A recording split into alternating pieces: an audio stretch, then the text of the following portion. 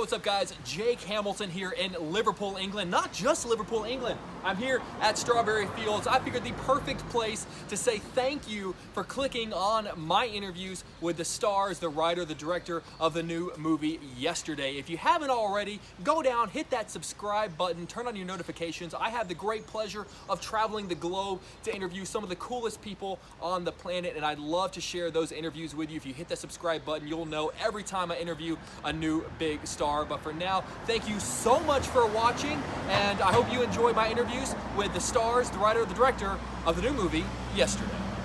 Guys, an honor.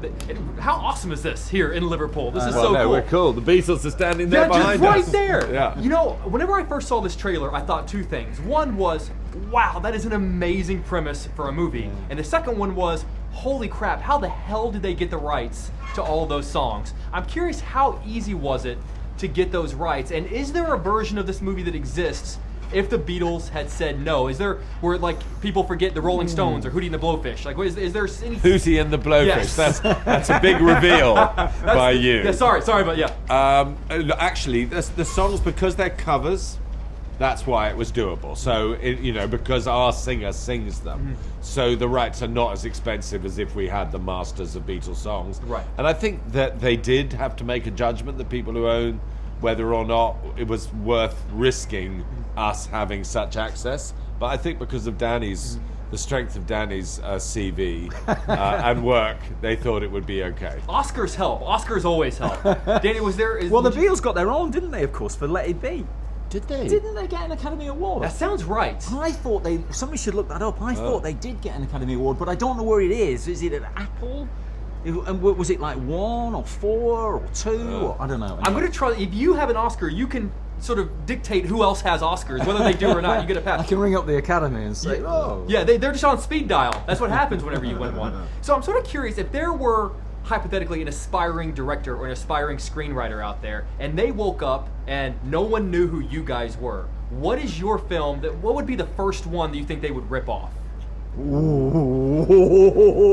Well, for him, they should do 4 Weddings and a Funeral, shouldn't they? Yes. Because they could grasp that, because the title helps you grasp it very quickly. Yeah. And also, it's an aid memoir to one of the problems, which is how do you remember? Because it's all very well saying, oh yeah, but then you've got to actually remember what the scenes are, what there was said. Do you think they would have put the funeral in the right place? Well, maybe it's better somewhere than another place. Do you think Hugh Grant would have murdered Andy McDowell at the end?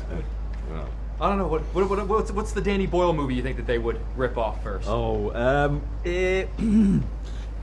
Surely 27 Hours is really easy.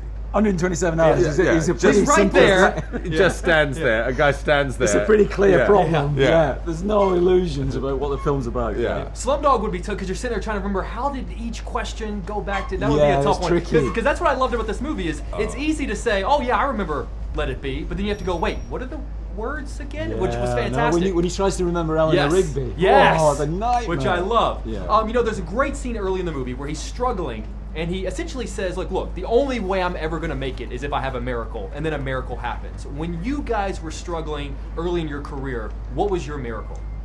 Oh my God. Well, I'm very clear about mine. I got a job at a theatre in London called the Royal Court Theatre, and that was a miracle moment, really. I mean, I had a teacher before that who influenced me, but getting that moment in theatre was a miracle, really. I could never have thought that I would end up working in a theatre, and things progressed from there. So it's that. Wow. And with me, it was the fact that I bumped into Rowan Atkinson, who plays Mr. Bean, and was at 19 a extraordinary comic genius. And then I just hung on for the next 5 years to his talent. So it was a meeting thing. Those are 2 good miracles. Yeah. That's amazing. I have, as long as I've loved movies, I've loved the films you've directed, I've loved the films you've written. If you could have written any Danny Boyle movie, or you could have directed any other script that you wrote, which one would you have liked to take a crack at? I didn't feel there was enough romance in 28 Days Later. I think I could have made that movie better. That can't be left unchallenged. That's quite an important. There's a big kiss at the end of it. Really important, like really quite passionate. They're covered in blood, like when they do it. To be honest, I didn't get that. I never finished it. Oh, Notting Hill. Oh, yeah. The Danny Boyle version of Notting Hill. Yeah, because just to be able to park a camera in front of Julia Roberts saying, here's a girl standing in front of a guy telling But would me there have been Notting Hill riots? In the end, just as they were about to kiss, an would there... apocalypse was happening outside at the same time. Oh my May God. have improved it, you don't know. It's like- Guys, this is seriously genuinely one of the greatest honors of my life. I've interviewed you many times. It's my first time meeting you, and as a guy who just grew up obsessed over movies, to sit across from you here in Liverpool is an amazing honor. So seriously, thank you very much for your time. Thank you. I really Lovely appreciate to see it. you. Thank you very much. Yeah. Lovely to see you. Nice Look, one. Thank you how very much. brilliantly high-spirited you are. Thank you very much indeed. So guys, good to see you. Hi.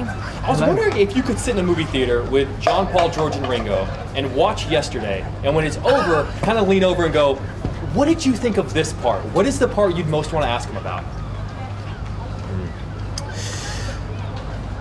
Maybe the bit in the studio, Yeah, I was the gonna say railway that. tracks, because it's kind of, that was our moment of capturing the energy of those four in the studio. Nice. So maybe we'd ask about that. Yeah, what it felt like, what it was really like. Yeah. Was that pretty similar to like kind of what they experienced? Is that a very similar kind of story to what they? I think it just generally the idea of them being in the studio and coming up with those songs and just having fun, like doing things like Ellie with the bin and the rubber gloves is actually apparently something they did. I was wondering, if is that I'm not really what mistaken. they when they did the I think rubber they gloves? might have Kind done. of. That's how they got the claps. Yeah. That's fantastic. I love that. Even though Jack is the only person who remembers the Beatles, what I love about this movie, he still has to sit down and try to remember as many songs as he can, and then try to remember what the words are. If there were a music artist or a band that were going to disappear tomorrow, whose work would you most remember that you could sit down and probably write out the most songs? I don't, they shouldn't give me that gift because I've got the worst memory on the history of the planet. Oh, yeah. But I would be able to do quite a lot of Britney Spears because anything I learned in my teens I can remember, anything new is gone. So Britney.